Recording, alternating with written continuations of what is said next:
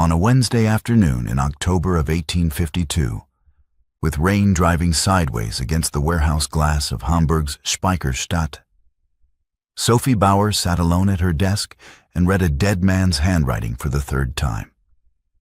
The paper was yellowed at its edges and creased from years of folding, and the ink had faded to the color of old rust, but the words were still perfectly legible.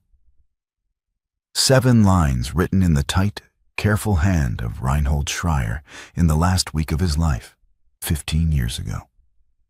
2 oil lamps burned on either side of her desk, despite the fact that it was 2:30 in the afternoon, because the rain had turned the harbor light the color of pewter, and Sophie needed to see every word clearly.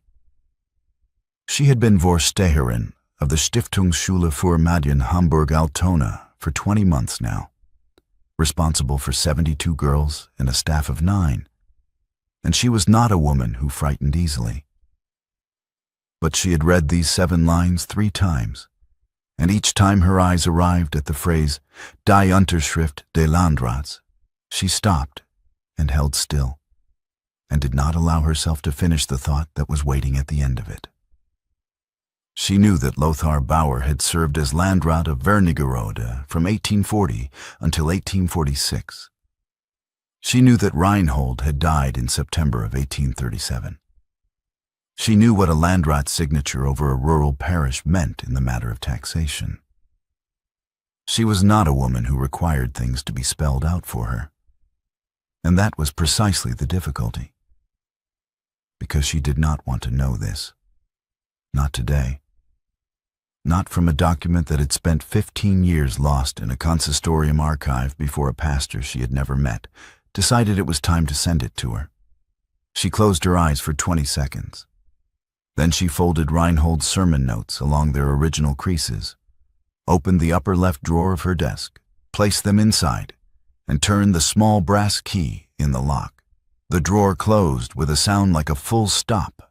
At 3 o'clock precisely, the porter's bell rang from the building's ground floor. 1 long pull, which meant a visitor who had given his name and was requesting to be announced. Sophie sat without moving for a count of 4. Then she rose, crossed to the door of the office, opened it, and called down to the porter that he should send the visitor up.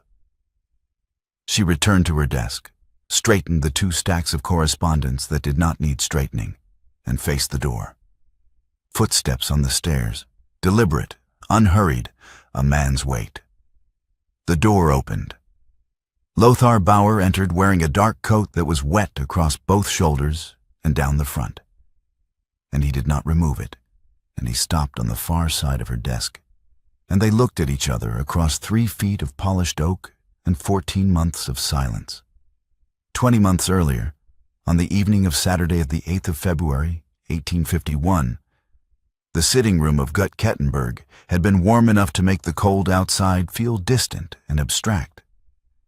3 wax candles burned on the mantelpiece, and the fireplace gave off a steady, even heat that had been tended since 7 o'clock. Sophie sat in the right armchair with the estate's account book open across her knees, running the Saturday inventory review she had performed every week for 6 years of marriage. Not because Lothar asked her to, but because she was the daughter of a pastor who had kept meticulous accounts. And because keeping meticulous accounts was one of the things she knew how to do without anyone telling her she was doing it correctly. Lothar sat in the left armchair with a stack of administrative files, a pen in his right hand, and his eyes moving across whatever document he was reading, with the focused stillness that had always been his natural state in a room. 15 minutes of ordinary shared silence had passed. The fire settled once. The rain that had started at 9 o'clock tapped against the window in a rhythm that was almost regular. At 22 minutes past 10, Lothar set his pen down on the side table. He did not set it down carefully. He placed it there with a deliberateness that was different from carelessness. As a man sets down something he has been carrying for too long and has finally decided to release. He kept his eyes on the fire and did not look at Sophie. His voice, when he spoke, was entirely level. "Sophie," he said, "I have lived with you since our wedding day because I believed I owed it to you, and not because I wished to. And you have noticed it at breakfast for 3 months without knowing the reason." The fire made no comment. The rain continued. Sophie closed the account book without marking her page, an action that, for her, was its own kind of statement, and placed it on the round table beside her chair. She looked at Lothar for 2 full seconds. When she spoke, her voice had dropped a complete tone below her ordinary register, the way a temperature drops when the wind changes direction. "Lothar," she said, "I have been packing since Tuesday, because I believed you had grown weary of me. Now I hear that you believed you owed me something, and in 3 months I did not form a single suspicion about what you suggested this evening. Monday at 6:25, the coach stands in the yard, and you have until then to tell me the rest, or to say nothing." She rose. She did not wait for him to respond. She walked to the sitting room door and passed through it, leaving it open behind her, and she went up the stairs to the dressing room without looking back. Lothar remained in his armchair, with his eyes on the fire. On the side table beside him, the pen lay exactly where he had placed it, and Sophie, from the armchair she had just vacated, had seen his right hand tremble for 1 second as it released the pen after he finished speaking. 1 second only. In 6 years of marriage, she had never seen Lothar's hand tremble. It was the first visible crack in a composure she had always assumed was simply who he was. In the dressing room, 3 locked leather trunks stood against the north wall, their brass latches closed. On the writing table lay a small travel folio and an envelope bearing the blue seal of the Hamburg Senate. A job offer already accepted, a contract already drafted, a departure arranged for 11 days hence. Sophie sat on the edge of the bed and looked at the envelope without touching it. The word Lothar had used was owed. She had heard it as a confession of obligation, a man admitting he had stayed with her out of duty rather than desire, which was exactly what 3 months of breakfast silences had led her to suspect. She had been so certain she understood what he meant. She was not certain of anything now. Lothar remained in the sitting room for 18 minutes. At 22 minutes past 10 he came upstairs. The dressing room door was locked from within. He did not knock. Sunday, the 9th of February, arrived gray and cold, with the same rain that had begun the night before still moving across the hearts in heavy curtains. Sophie came downstairs at 7, ate alone in the dining room, and then went to the estate's small office and opened the account book to the page she had not marked. She read the Saturday inventory with the careful technical attention of someone who is doing one thing in order not to think about another.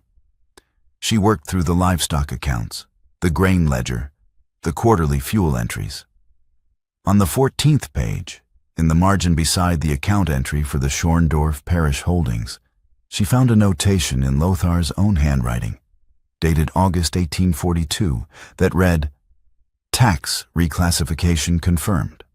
LB the entry itself recorded a payment of $340 against a reclassification of the parish's agricultural holdings.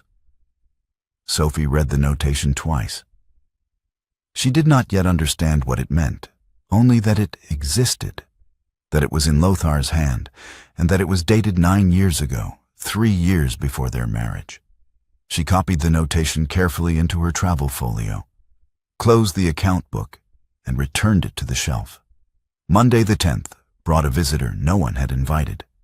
The coach from Quedlinburg arrived in the yard at 9:30 in the morning, and Margarita Bauer, Lothar's mother, descended from it in a state of purpose that required no announcement. Sophie heard her voice in the entrance hall from the sitting room where she was sitting, and she did not open the door. She told Frida through the closed door that she was not receiving visitors. Frida relayed this information. Margarita sat in the entrance hall and waited.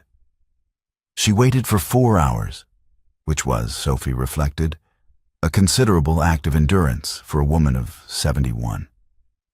At 4 o'clock, Lothar emerged from his private study, the first time in 2 days that he had come out of it, and walked to the entrance hall. Sophie heard his voice, low and without inflection, and then the sound of movement, and then the front door, and then footsteps crossing the yard's stone paving. She went to the sitting room window and stood to one side of it, where she could see without being seen. In the yard, Lothar had his mother by the arm, not unkindly, but with the firm guidance of a man who has already made a decision. He helped her up into the coach and then stood beside the open door and spoke to her for 5 minutes. Sophie could not hear the words, but she saw Margarita's face when Lothar finished speaking. The way her expression shifted from indignation to something that looked, from this distance, like grief. Margareta pulled the coach door closed herself. The vehicle moved out through the gate. Lothar stood in the center of the empty yard for a moment before turning and walking back toward the house. Sophie stepped away from the window before he could look up and see her there. The following morning, Tuesday the 11th of February, the 4th day since Lothar's confession, Sophie arrived at the district administrative office in Wernigerode at 5 minutes to 10 with her travel folio under her arm. She had written ahead to request the session. Justitiar Friedrich Volkmar, a careful man of 56, with the deliberate manner of someone who had spent 30 years reading documents other people wished he hadn't, was already present when she arrived, seated to the right of Lothar's desk. Lothar was behind the desk. He rose when Sophie entered, which was the kind of formality that, under the circumstances, felt like a wound dressed with clean linen. Sophie placed the 6-page dowry repayment contract on the desk without preamble. She had had it drafted by a private notary in Halberstadt the previous week. Volkmar picked it up and read it. He read for 17 minutes without speaking. The room was very quiet. When he finished, he set the document down and looked at Lothar. Lothar said, "Justitiar, if I name for you this morning an additional document for private delivery, one that my wife is to receive on Monday morning without learning today what it contains, can you include a legally binding clause in the dowry repayment contract, authenticated by my signature today, to that effect?" He had addressed Volkmar, not Sophie. His voice was the same administrative voice he had used at every official meeting Sophie had ever attended with him. Measured, precise, entirely without effect. Volkmar said, "That can be drafted, yes. You'll need to name the document by reference, not by content, and the notary will require a sealed copy of the delivery instruction." He paused. "Frau Bauer, do you consent to signing an addendum whose specific subject you will not be told today?" Sophie looked at Lothar for a moment. She said quietly, "Yes." Volkmar drafted the addendum in his careful hand, read it back aloud, and passed it across. Sophie noted that Lothar had not looked at her once since she entered the room. The signing proceeded clause by clause. When Lothar reached the 5th clause, the one that confirmed the return of the full dowry in 3 installments, the first payable on the 18th of February, he signed his name and set the pen down on the green blotter with slightly more force than was necessary. The nib left a visible ink stain on the leather, dark and spreading. Volkmar did not comment. Sophie saw it, and she understood without being told then that Lothar's administrative composure, which had held through 17 minutes of Volkmar's reading and 3 signatures and 1 clause that required him to legally instruct a notary to deliver a document he could not name, had just transmitted its second physical register of strain. The blotter would carry that stain permanently. The contract was concluded at 11 minutes to 12. Before Volkmar could gather his papers and leave, a knock at the outer door produced Ferdinand Holzendorf, 54 years old, tax secretary of the district since 1838. A compact man with the particular self-possession of someone who believes that administrative order is a moral good. He had not been invited. He had, Sophie understood immediately, come because he had learned that she had requested access to the Schorndorf tax archive in Halberstadt, and the Schorndorf tax archive was under his jurisdiction. Holzendorf asked, with precise courtesy, for 5 minutes alone with the Landrat. Lothar received him in the corridor. Sophie, still at the desk with Volkmar, heard the exchange. Not the words, but the rhythm of it. Holzendorf spoke for approximately 40 seconds. Lothar responded in 3 words. There was a brief silence. Then Lothar came back into the study, went to the desk, took a sheet of paper, wrote 3 lines on it, signed it, and handed it to Sophie directly. In front of Holzendorf, who had followed him back into the room and now stood in the doorway, observing. The sheet was an unlimited authorization for Sophie to consult the Schorndorf archive at the Church Consistori in Halberstadt, signed by the Landrat and dated that morning. Holzendorf looked at the authorization and then at Lothar, and said nothing. He left. Sophie spent Wednesday completing the estate's inventory and writing 3 letters of recommendation for Frida and 2 of the other servants she had dismissed. Letters that described each woman's specific competencies in enough detail to be genuinely useful.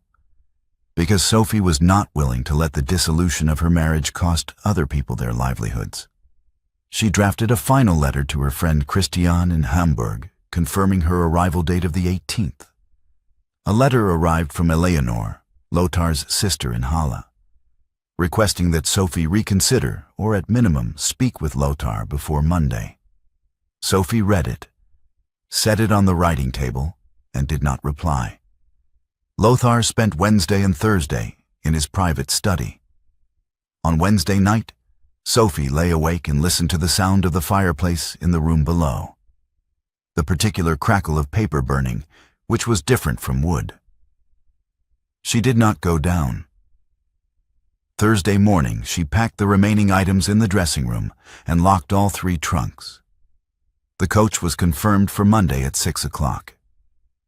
At 6:30 on Thursday evening, while Sophie was eating alone in the dining room, Frida came to the door and said that a Pastor Druitz had arrived from Schorndorf without announcement and was asking to speak with Frau Bauer. Sophie set down her fork.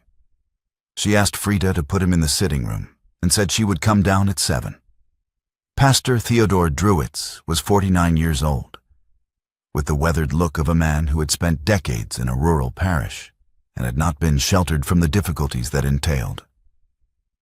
He had succeeded Reinhold Schreier at the Schorndorf parish in the autumn of 1837, 3 weeks after Reinhold's death. And Sophie had met him exactly once, briefly, at the funeral. He stood when she entered the sitting room and held his hat in both hands. And there was something in his manner that Sophie recognized from years of being a pastor's daughter. The specific gravity of a man who has come to deliver information he would have preferred not to carry.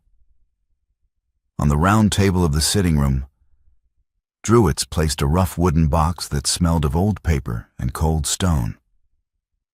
He said that 3 weeks earlier, during a reorganization of the Consistori archive in Halberstadt, a crate of papers had been found in a storage room that had been sealed since 1838. Personal papers of Reinhold Schreier that had never been delivered to his widow after his death. The consistory had asked Druitz, as the current incumbent of the Schorndorf parish, to review them and determine what should be officially registered and what should be returned to the family. Druitz had spent 3 weeks reading them. Then he had driven to Gut-Kettenberg. Sophie opened the box. She worked through its contents for an hour with Druids seated across the table, occasionally answering her questions about dates and provenance.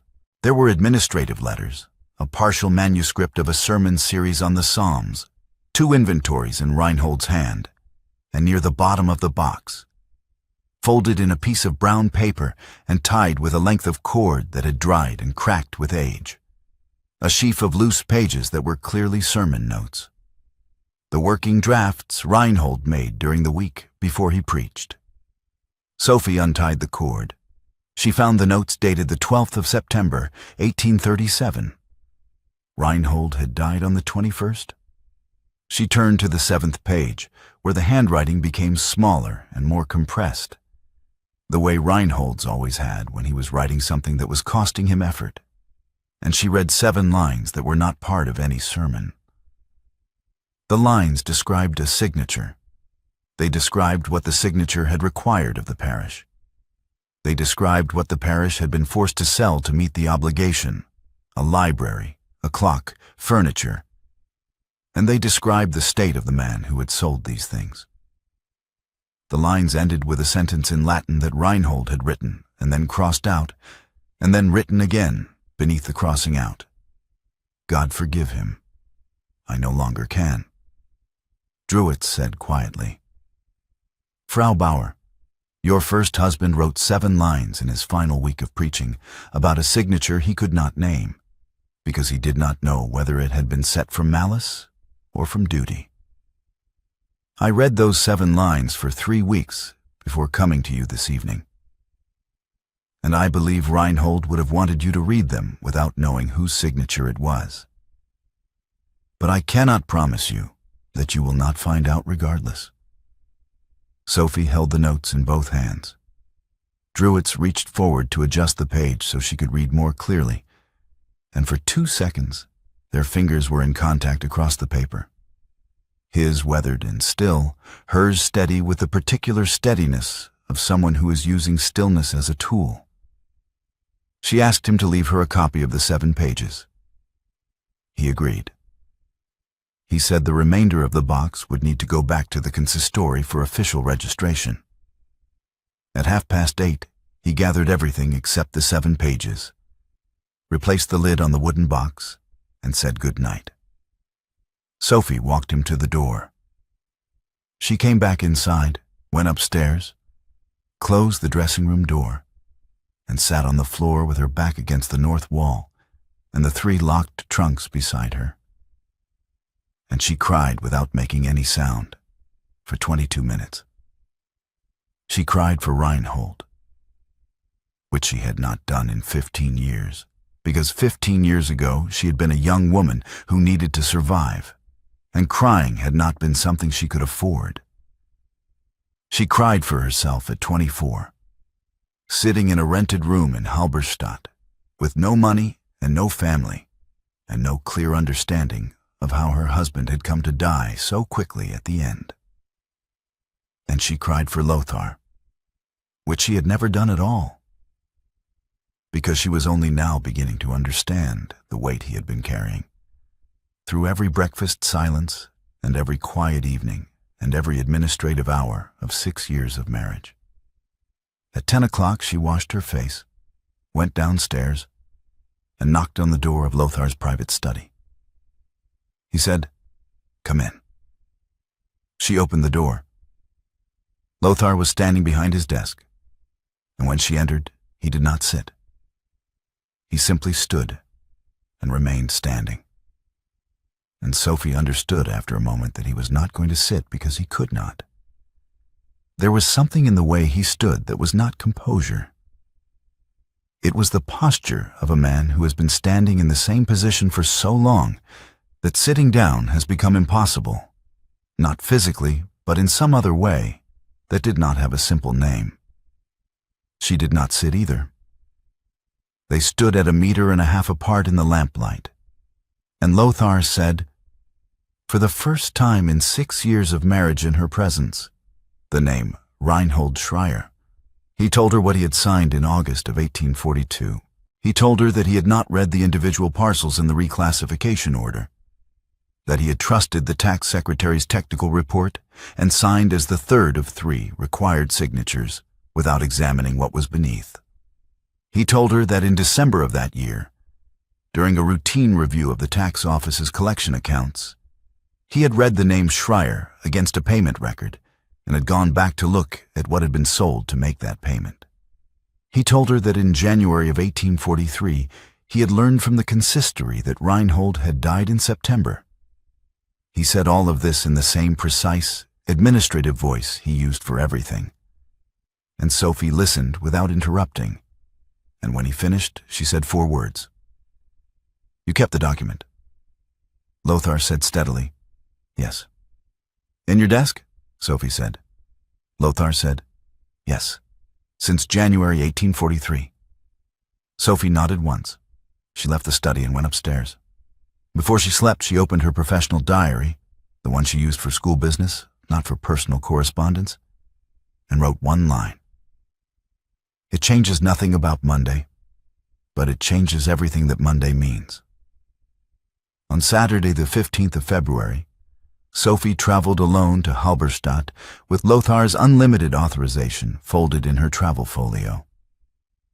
She arrived at the church consistory at 9:30 and was received by consistorial counselor Dr. Hennig, a precise man in his 60s, who had read the authorization, confirmed its validity, and ordered the Schorndorf tax archive for 1842 to be brought to the reading room without further discussion. Sophie had been working through the documents for 2 hours when the door of the reading room opened and Ferdinand Holzendorf entered. He had ridden from Wernigerode. He was breathing with the effort of it, and his boots were muddy to the knee. Holzendorf said that the archive was under his administrative supervision and that any consultation required his presence as official witness. Dr. Hennig said that the authorization on the table was unlimited and bore the Landrat's signature, and that Holzendorf's presence had not been requested. Holzendorf said that he was not leaving. Hennig went to the door, spoke briefly to the building's warden, and Holzendorf was escorted from the building with the particular indignity of a man who has gambled on his own authority and lost. The door closed. Sophie turned back to the documents on the table. She found the August 1842 tax reclassification order for the Schorndorf district. She found the 3 signatures, the tax secretary first, the district councillor second, and Lothar Bauer's signature third. L. Bauer, Landrat, with the date the 23rd of August, 1842. She found, in a subsequent folder, an inventory prepared by the parish deacon in October of that year, listing the assets sold to meet the reclassification assessment. A library of 412 volumes, valued at 80 thaler. 1 standing clock, the property of the late Andreas Schreier, father of the incumbent, valued at 40 thaler. All furniture of the parish house, except the bed and writing table, valued at 60 thaler in aggregate. The total came to 340 thaler exactly. She read the inventory through once, carefully, and then closed the folder and sat for a moment with her hands flat on the table. Reinhold had died in September. The inventory was dated October. He had spent his last weeks in a parish house with no furniture, no books, and his father's clock gone. The illness had been real. She had watched it take him over 2 years, the slow diminishment of a man she had loved. But the final weeks, the weeks she had thought were simply the sickness completing its work, had been something else as well. Sophie returned to the estate on Sunday morning. She did not speak to Lothar when she arrived. She went to her room, changed out of her traveling clothes, and sat at the writing table for an hour before she began the 3 letters she needed to write. One to Christian confirming the arrival date and the school schedule for March. One to the Hamburg mayor's office regarding the office lease, and one to Frida with instructions for the household accounts after Monday. She sealed all 3 and left them on the writing table. In the study below, Lothar spent Sunday alone. At 11 o'clock that night, Sophie heard the fireplace again. Paper burning, a sustained sound, longer than a single sheet. She learned later, from the notary's confirmation note that arrived in Hamburg in April, that Lothar had also written that night to confirm that the 1842 document would be delivered to Sophie by hand on Monday morning, as specified in the 5th clause of the contract. He had sent the note before burning the letter.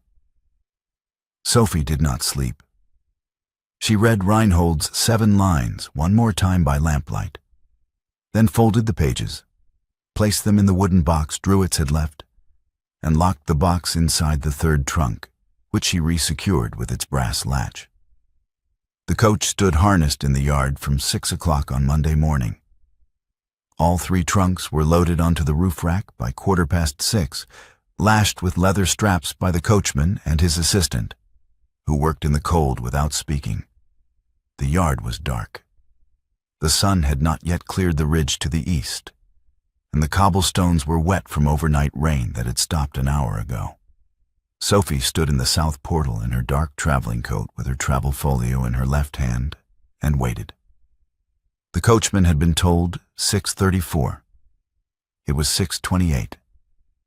Lothar appeared in the opposite portal at 6:28, carrying 2 items: a folded sheet of paper and a brown envelope that had not been sealed. He crossed the 12 meters of the yard without hurrying, and Sophie crossed from her side, and they stopped 3 meters apart on the wet cobblestones. The coachman and his assistant had gone to attend to the horses and were not looking. Lothar extended the folded sheet first. Sophie took it. She unfolded it and read it in 20 seconds.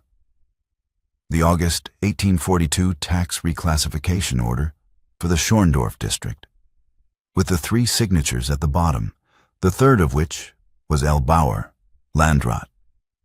She had already confirmed its existence in Halberstadt. Reading it now, in his hand's extension of it, was a different thing entirely. She folded it along its original creases and placed it in the interior pocket of her coat. Their fingers had touched briefly over the paper, a second and a half, no more. Lothar extended the brown envelope.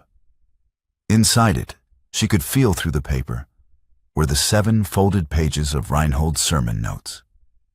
Druitz had entrusted them to Lothar after her departure, to be returned to her when she was ready. She took the envelope without opening it and placed it in the same interior pocket. Another brief contact.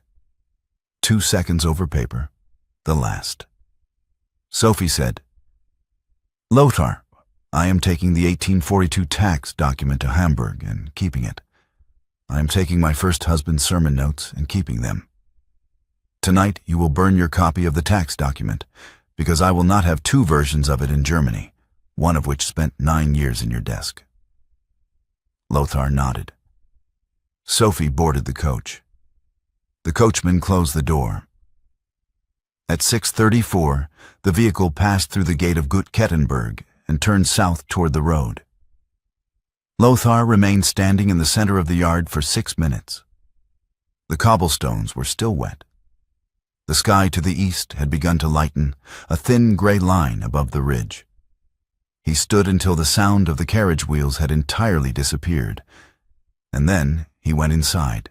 And now it was October of 1852, and Lothar was standing on the other side of Sophie's desk in a wet coat, and the rain was still moving sideways against the Speicherstadt glass, and the upper left drawer of the desk was locked. Sophie said, "Sit down, if you wish." Lothar said, "I would prefer to stand for a moment." He reached into the interior pocket of his coat and removed a brown envelope, different from the one he had handed her in the yard, but the same size, the same paper. He placed it on the desk between them, but did not push it toward her. Then he spoke, and his voice was the same voice it had always been, measured, precise, and carrying under its surface the particular quality of a man who has rehearsed nothing and is simply saying what is true. Sophie, he said, 19 months ago I burned the copy of the 1842 document on the night of the 17th of February, as you required. And since then, only your original in Hamburg and the archive copy at the consistory exist. Pastor Druitz entrusted me with your first husband's sermon notes 6 weeks ago, because he felt I should bring them to you in person after the consistory officially registered them in June. I am not asking whether you will be my wife again. I am asking whether I may give you the notes today, and whether I may come once a year at Pentecost and stay 3 days at a boarding house 3 streets from here to hear how your 72 girls from Altona are getting on. He stopped. The rain hit the glass in a long diagonal gust and then settled back to its previous rhythm. Sophie did not speak immediately. She turned her head and looked at the rain for 20 seconds. Not evasively, but with the specific attention of someone who is giving an answer the time it requires. Then she opened the upper left drawer with a small brass key, took out Reinhold's sermon notes. The copy Druitz had left her in February of 1851, the one she had read 3 times this afternoon, and extended them across the desk to Lothar. The first time in 15 years that anything written in Reinhold Schreier's hand had passed from her to Lothar. He took the pages without opening them and placed them carefully in his coat's interior pocket. His hands were steady. Sophie said, "Sit down, Lothar." He sat. She sat. The rain continued. "Tell me about Wernigerode," she said. "Is Volkmar still at the office?" "Retired in September," Lothar said. "His replacement is younger, competent enough." "And Holzendorf?" "Transferred to Magdeburg in 51. The complaint he filed against me was archived without sanction." He paused. "I imagine you knew that." "I heard," Sophie said. "I didn't ask." Lothar said, "How many of your girls are from outside Hamburg?" 14 from Altona proper, 12 from Wandsbek, 6 from as far as Lübeck," Sophie said. "The youngest is 9. She arrived in March with nothing. Her mother sent her with a letter that said only that she was a good girl who deserved to learn something useful." She looked at the desk for a moment. "She is learning mathematics faster than any of the others." Lothar said, "Reinhold would have liked that." Sophie looked at him. It was the second time in their acquaintance, the first having been in the study at the estate on the night of the 13th of February, 1851, that he had said Reinhold's name in her presence. She did not look away, and he did not look away, and after a moment she said, "Yes, he would." They talked for 18 minutes. About Hamburg, about the school's finances, about the Pentecost calendar for 1853, about a boarding house on the Deichstrasse that Lothar said was clean and reasonably priced, and 3 streets from the Speicherstadt, about Wernigerode's winter, which had been unusually mild, about nothing that required courage to say, and everything that required the previous 14 months to make possible. At 18 minutes past 3, Lothar rose and straightened his coat, which had dried in the warmth of the office to a darker shade than it had been when he arrived. He walked to the door. In the doorway he stopped, as though he had forgotten something, though Sophie did not think he had forgotten anything. She stood. She crossed the office in 5 steps. The distance between her desk and the door was not large, and she stopped at 30 centimeters from him. She raised her right hand and placed her palm flat against his left cheek. His face was warm and close-shaved, and she felt the slight unevenness of it against her palm, the texture of a face she had been in proximity to for 6 years without once touching in this way. 3 seconds. Lothar closed his eyes. Sophie did not speak. She removed her hand and stepped back, and Lothar opened his eyes and looked at her, and nodded once, slowly, and left the office without touching the door. The door swung on its hinge and remained ajar for 2 seconds before the draft from the stairwell pulled it closed. Sophie stood in the place where she had been standing for another 3 minutes before she returned to her desk. The rain continued against the glass, diagonal and steady, the way it had been at 2:30 when she first opened the drawer and took out Reinhold's sermon notes and read the 7 lines for the first time. The oil lamps burned. The drawer was open now and empty, and the small brass key lay on the desk beside it. In the years that followed, Lothar came to Hamburg at Pentecost, a Monday to a Wednesday, 3 days, always the same boarding house on the Deichstrasse. He and Sophie met on the Tuesday, in the office or occasionally at a coffee house 2 streets over. And they talked about the school and about Wernigerode and about whatever had happened in the year between. The visits lasted 11 years. In the spring of 1864, Lothar died in Wernigerode of a heart complaint that had apparently been present for some time without his mentioning it to anyone. Sophie received the news by post from the district administrative office, in a letter that was official in its form and entirely without personal content, which was the kind of communication that such an office was equipped to send. She read it at her desk, folded it, and placed it in the upper left drawer beside the 1842 tax document, which had been there since February of 1851, and which she had not opened since the morning she folded it in the yard. She continued as Vorsteherin of the Stiftungsschule für Mädchen Hamburg-Altona until her death in 1879. The document remained in the drawer remained locked. The key remained in the small porcelain dish on the upper right corner of the desk, where she had put it on the afternoon of the 22nd of October, 1852, and where it stayed for 27 years, present, visible, and entirely unnecessary, because Sophie knew what was in the drawer. And that was enough.